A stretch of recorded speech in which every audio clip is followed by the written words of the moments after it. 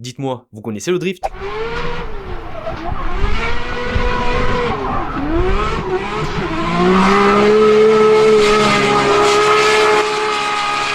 Cette discipline en plein essor avec des voitures surpuissantes.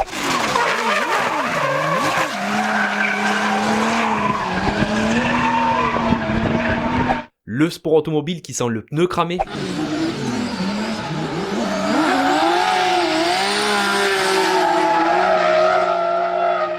Avant tout, restons polis. Bonjour à toutes et à tous. Aujourd'hui, vous allez tout savoir sur le drift. Les origines. Bon, le drift trouve ses origines au Japon dans les années 70. Ah! Oui, en fait, les Japonais pratiquaient le touge. Je dis pratiquer, ils en font encore. Donc, qu'est-ce que c'est le touge? En gros, c'est se tirer la bourre dans des vallons. Et jusque-là, ils ont rien inventé, je vous l'accorde. Mais on est d'accord que se tirer la bourre dans des vallons, le but, c'est d'aller plus vite que ses adversaires. Alors, certains petits malins commencent à adopter les techniques de pilotage typées rallye. On commence à voir des pilotes enrouler les épingles de mieux en mieux et aller de plus en plus vite. Forcément, grâce à cette nouvelle façon de piloter, ils commencent à gagner du temps sur leurs rivaux. C'est logiquement que de plus en plus de pilotes adoptent cette façon de conduire. Et dans tout le Japon, comme sur le mont Haruna, que certains connaissent sous le nom de mont Akina, du manga Initial D, ou même sur les routes montagneuses de la préfecture de Nagano. Et un beau jour, il y en a un qui a pris le vallon tout en glisse, c'est sûr que pour le coup, il ne gagnait plus forcément de temps, mais le plaisir de pilotage et le style étaient multipliés. Les autres voyant cette façon de piloter unique se mettent à l'imiter, et boum, aux alentours de l'année 1980, le drift est né. Ensuite, ce qui se passe, c'est que les drifters commencent à descendre des montagnes, et amènent la discipline sur des nouvelles routes en ville. À force, la nouvelle se répand, il y a de plus en plus de curieux, et les courses deviennent de plus en plus populaires. Mais ça reste illégal. Bah ouais, logique. Et oui, mais c'est pas pour autant que ça dissuade les gens, bien au contraire. Il y a de plus en plus de pilotes, les choses deviennent plus compétitives et donc plus dangereuses. Mais ils s'en foutent carrément, la preuve c'est que les voitures commencent à être réglées, adaptées, préparées pour être plus efficaces en glisse. Le drift évolue tellement vite qu'il va par la force des choses dévier vers la branche professionnelle. Bon, je vous ne cache pas qu'il y a une autre version sur les origines du drift. Alors beaucoup pensent que c'est Kunimitsu Takahashi qui serait à l'origine de tout. C'est un ancien pilote auto et moto et il serait même à l'origine du touge. Il aurait influencé Keiichi Tsuchiya, le seul et le vrai Drift King. Je dis ça pour ceux qui pensent que je fais référence à ce Drift King de Fast and Furious. D'ailleurs, on va pas tarder à en reparler de ce vrai Drift King. Ce que je voulais dire, c'est que ce Kunimitsu Takahashi est ressorti plusieurs fois dans mes recherches. Et donc je me suis senti obligé d'en parler. Et moi personnellement, je préfère cette version de l'histoire. Le drift professionnel. En fait, quand j'ai dit qu'on va pas tarder à en reparler de ce Drift King, on va en reparler dès maintenant.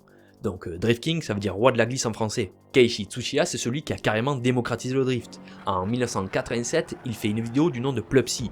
Cette vidéo a influencé énormément de japonais. C'est un bijou de 23 minutes de totale inconscience tourné sur route ouverte à bord d'une Toyota AE86.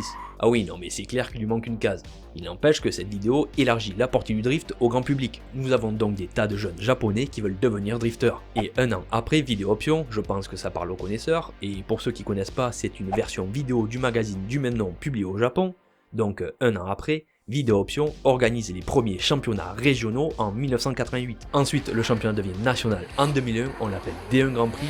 Le drift est désormais une discipline regardée par des milliers de personnes, et on comprend pourquoi.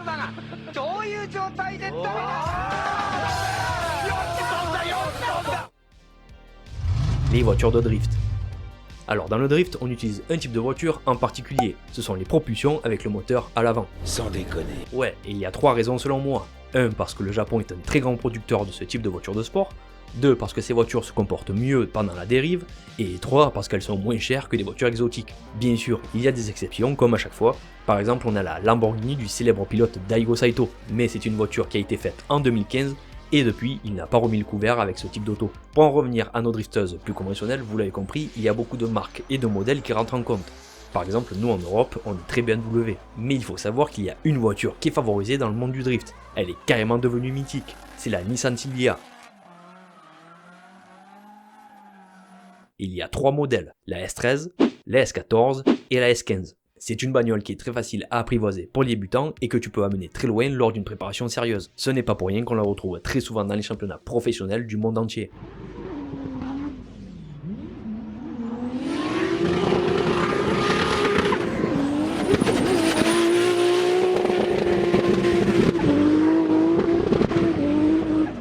Effectivement, elle permet de faire des grosses glissades de malade. Bien évidemment, je ne peux pas finir sans citer les voitures d'entraînement, et elles ont un nom, on les appelle les missiles. Et tu vas me demander pourquoi, je suppose.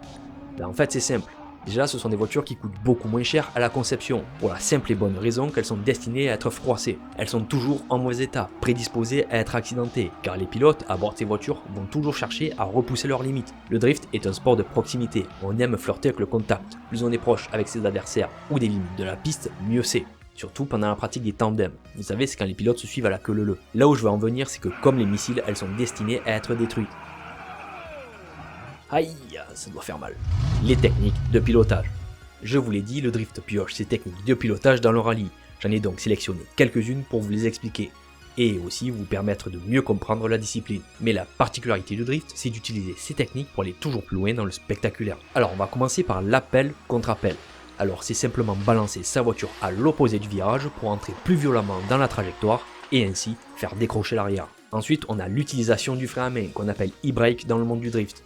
Bon, là je vais pas vous expliquer comment ça marche, je pense qu'on l'a tous déjà fait. On a aussi le backward entry, c'est rentrer dans le virage avec l'arrière du véhicule, c'est la figure la plus spectaculaire et la plus difficile à effectuer. Et pour finir, on a le clutch kick, c'est donner un violent coup d'embrayage pour faire monter le moteur violemment dans les tours pendant un court laps de temps. Ce qui donne beaucoup d'élan à vos roues motrices lorsque l'embrayage recolle et vous partez en dérive. Le tuning. Je l'ai déjà dit, le drift est une discipline très axée sur le spectacle. Donc faut pas s'étonner de voir des voitures qui ont des kits carrosserie complètement abusés, sans oublier qu'on a des autos qui peuvent atteindre des puissances complètement démesurées. Donc tant qu'à faire dans l'abus, autant aller jusqu'au bout. Les voitures se payent des livrets complètement folles et des ailerons dignes d'une table basse. Et si vous posez la question à quoi ça sert, moi j'ai la réponse.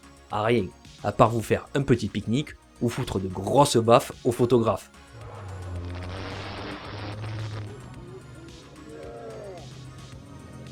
Il a dû bien ramasser. Maintenant, on va parler mécanique et on va se concentrer sur les engins professionnels, car ce sont les préparations les plus abouties, même si certains amateurs peuvent avoir des projets similaires. Et je préviens, on va rester dans le gros du truc. Alors, dans l'univers du drift, on entend souvent le mot swap. Le swap, c'est un échange. Et dans notre cas, c'est mettre un moteur sur un châssis qui n'est pas censé l'accueillir. Par exemple, mettre un V8 américain dans une Nissan. C'est une technique qui n'est pas exclusive à cette compétition, par exemple on peut la retrouver en course de côte, mais dans le drift c'est vraiment quelque chose qui est très commun. Ensuite, dans beaucoup de championnats, on peut voir beaucoup de moteurs atteindre les 1000 chevaux. Ça pousse. Oh que oui, et c'est pour ça que le swap est intéressant, parce que finalement très peu de moteurs peuvent encaisser une puissance pareille. On a le fameux 2JZ GTE, le moteur de la Toyota Supra, et on a aussi le V8 LS américain. Par contre, comprenez bien que ces moteurs subissent une préparation sévère avant d'atteindre une puissance pareille, comme la monte d'un turbo énorme. Bref, j'aurais pu vous en citer d'autres, comme le moteur rotatif, mon préféré. C'est pas le plus fiable, certes, mais disons qu'il produit un son bien particulier.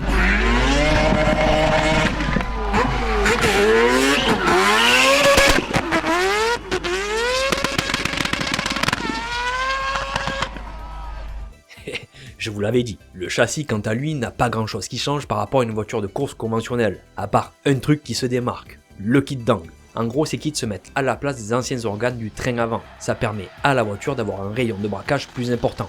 Ce qui fait que ça augmente le contrôle de la voiture, sa capacité à prendre plus d'angles, et qui dit plus d'angles dit plus de glisse, donc plus de spectacle. Quel est le but ? Eh oui, quel est le but ? En voilà une bonne question, parce que le drift n'est pas une compétition auto normale. Il n'y a pas de tour à effectuer ou de chrono à battre. Il faut savoir qu'il y a un système de juges. Les pilotes sont notés un peu comme au patinage artistique. Ils sont notés sur l'angle, la vitesse, la maîtrise du véhicule et la trajectoire à prendre qui est désignée par des repères sur la piste. Ah ouais, quand même. Et oui, le travail des juges n'est pas facile. De plus, je tiens à ajouter que l'épreuve se déroule sur une portion de circuit. En premier lieu, les pilotes s'élancent pour les qualifications. Ils ont droit à 2 passages, et les juges vont retenir le meilleur des deux. Après les qualifs, on retient les 32 meilleurs pilotes, et là, la bataille pour la première position commence. Et c'est le cas de le dire, parce que les pilotes s'élancent pour les battles. Ça veut dire qu'ils s'affrontent en duel. Ça se déroule en 2 manches, et il y a toujours un leader et un poursuiveur. Et on échange les rôles par souci d'équité. À la fin des 2 manches, les juges désignent le vainqueur, mais s'ils n'arrivent pas à départager les pilotes, ils lancent ce qu'on appelle un one more time, ce qui permet une fois pour toutes d'élire le vainqueur du battle. Et ce processus se répète jusqu'au podium. Conclusion. Le drift est le sport mécanique à la mode. Il est arrivé dans nos frontières occidentales il y a moins de 20 ans. Le premier championnat de France de drift a été organisé en 2013. Et si c'est une discipline si récente chez nous, il y a plusieurs raisons. Les passionnés, les pilotes et moi compris, on a été influencés par le cinéma et les jeux vidéo. Par exemple avec le jeu vidéo Need for Speed, le film Fast and Furious Tokyo Drift et le manga Initial D. C'est une discipline qui reste accessible, et le mot accessible il faut le prendre avec des pincettes, ça reste un sport mécanique, mais ce que je veux dire par là, c'est que t'as pas besoin d'avoir un salaire de ministre pour pouvoir le pratiquer, ça reste populaire. C'est un sport auto qui te demande d'être un minimum dégourdi. Par exemple, pour faire un peu d'économie, tu peux faire la tournée des garages pour récupérer les pneus usagés. Pas besoin d'avoir des montes neuves. C'est aussi ça le drift, cet esprit de débrouillardise. C'est une communauté qui n'hésite pas à s'entraider. Ils ont rien à voir avec d'autres qui peuvent être parfois très élitistes. Non. Si, notamment le karting, et je sais de quoi je parle. Et croyez-le ou non, je trouve qu'avec le drift, on retrouve légèrement, alors je dis légèrement, l'esprit du groupe B. Non, me tapez pas. En fait, il y a quelques similarités. Les voitures sont tellement modifiées qu'elles n'ont plus rien à voir avec l'origine. Des kits carrosserie spectaculaires, des puissances démesurées et elles produisent des sons iconiques. Rappelez-vous l'extrait du rotatif. Et n'oubliez pas que le drift, finalement, pioche ses origines dans le rallye. Donc je pense que mon analyse n'est pas totalement stupide. Sans oublier qu'aujourd'hui, énormément de youtubeurs dédiés au drift participent directement à populariser cette discipline. Ce sont carrément des pilotes amateurs ou professionnels qui partagent leurs aventures de la préparation à la course. Si ça vous intéresse, je mets les liens des chaînes que je suis dans la description. Nous sommes à la fin de la vidéo, j'espère que ça vous a plu et que j'ai attisé votre curiosité au sujet de ce sport automobile. Et n'oubliez pas, il y a deux types de passionnés, ceux qui ont les moyens de l'être et ceux qui se donnent les moyens de l'être. Moi je vous dis à dans 2 semaines, à la prochaine, ciao ciao.